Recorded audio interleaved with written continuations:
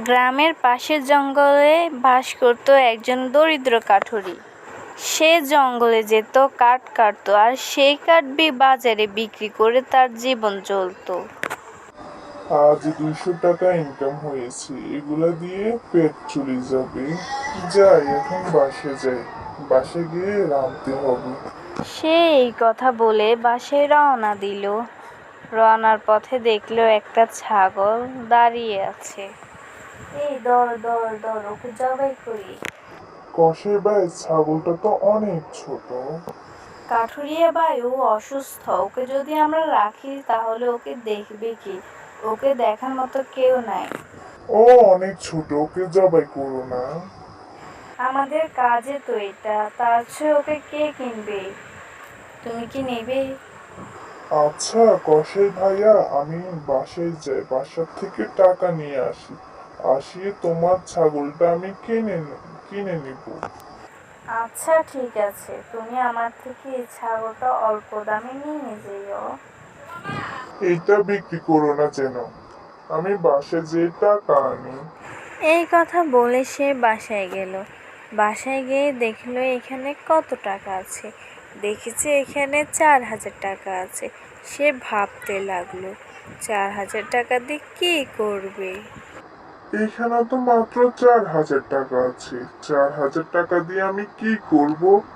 যাই, আমি কসাই ভাইয়ের কাছে যাই, ওকে গিয়ে সব বলবো। টাকা এনেছ? কসাই ভাইয়া, আমার কাছে তো মাত্র 4,000 টাকা আছে। আচ্ছা ঠিক আছে, তুমি 4,000 টাকা দাও, বাকিগুলো পরে দিও। সে ছাগল নিয়ে বাসায় এলো। বাসায় এসে ছাগলের পার মধ্যে অর্গানিক ওষুধ দিয়ে মালিশ করলো।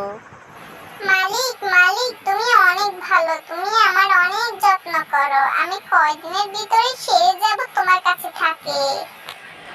তাহলে তো অনেক ভালো, তুমি যদি সেরে যাও আমি অনেক খুশি, আমিও তোমাকে সব সময় দোয়া করব।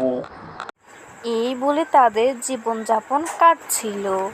এক সময় তারা দুজন মিলে গল্প করছিল। তোমাকে পেয়ে আমি অনেক খুশি। আমিও অনেক খুশি।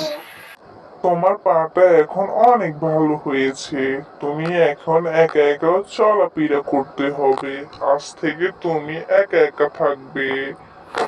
ঠিক আছে মালিক, তুমি নিশ্চিন্তে বাজারে যাবে আর কাঠ বিক্রি করবে, আমার কোনো সমস্যা হবে না। কাঠুরিয়া এই কথা বলে সে প্রতিদিনের মতো কাঠ কাটতে গিয়েছিল আর কাঠ নিয়ে বাজারে এসে বিক্রি করলো। কাঠ নিবে ভাইয়া, কাঠ নিবে, একদম 50 টাকা, ভালো ভালো কাঠ নিবে। এসো এসো, আমার কাছে আসো। কাঠুরি ভাইয়া, এই নাও টাকা, এখন আমাকে কাঠগুলো দাও। এই যে কাঠগুলো নিয়ে যাও। এইদিকে গরুটা তার মালিককে পাহারা দিচ্ছে। এটা আমার গরু, এটার নাম হলো গাবিন, এটা আমি ছোট থেকে ওকে পালিয়েছি। এইদিকে কাঠুরিয়া গল্প করছিল।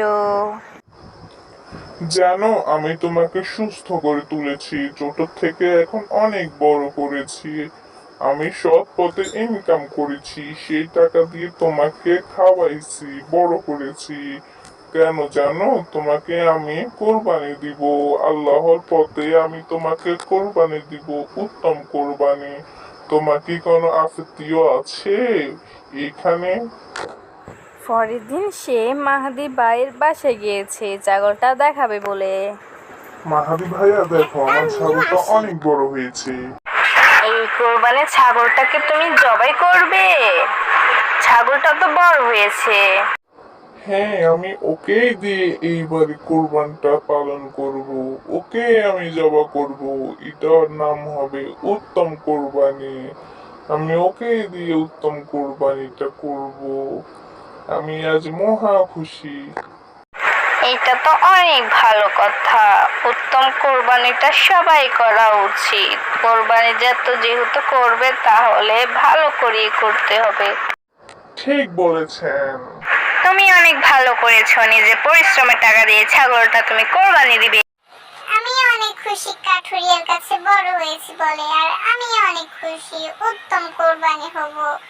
আমি সৎ পথে চলেছি, সৎভাবে কোরবানি হব, আল্লাহর কাছে যাব। আরে ছাগল, তুমি অনেক ভালো, তুমি অনেক লাকি। কোরবানি হবে বলে উত্তম কোরবানি, তুমি অনেক লাকি, অনেক অনেক অনেক অনেক। তুমি তো এই ঈদে কোরবানি দিবে, আমার তো একটা সমস্যা হয়ে গিয়েছে, আমি এবারে কোরবানি দিতে পারবো না। কেন কেন? এক কাজ করো, তোমরা দুইজন মিলে আমাকে কোরবানি দাও, দিলে দুইজনের সওয়াব হবে। পরের দিন মাহাদি ভাইয়া কাঠুরিয়ার বাসায় এলো কোরবানটা দিবে বলে। কাঠুরি ভাইয়া, আমার ভীষণ কান্না পাচ্ছে, তুমি আমাকে অনেক যত্ন সহকারে কোরবান দিবে। উত্তম কোরবানি। তুমি চিন্তা করিও না, আমি তোমাকে যত্ন সহ জবাই করব। এই বলে কাঠুরিয়া ছাগলকে জবাই করে দিল। আপনারা সবাই এইভাবে কোরবান দিবেন নিজের উপার্জনের টাকা দিয়ে।